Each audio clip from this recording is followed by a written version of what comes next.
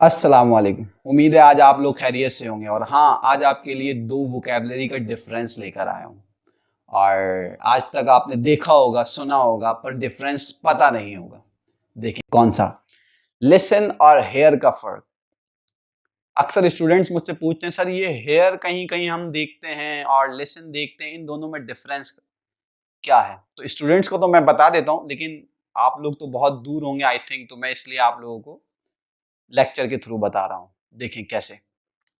Example के तौर पर इसको समझते हैं। आप एक इवेंट में गए, जैसे कि एक वलीमे में गए और वहाँ आप गए और दूल्हा और दुल्हन की एंट्री हुई। अब एंट्री के दौरान होता क्या है, लाइट्स ऑफ कर दी जाती हैं और सॉन्ग्स चल रहे होते हैं, म्यूजिक चल रहा होता है। तो आपका जो कॉन्सेंट्रेट है वो म्यूजिक की तरफ होता है, सॉन्ग्स की तरफ होता है।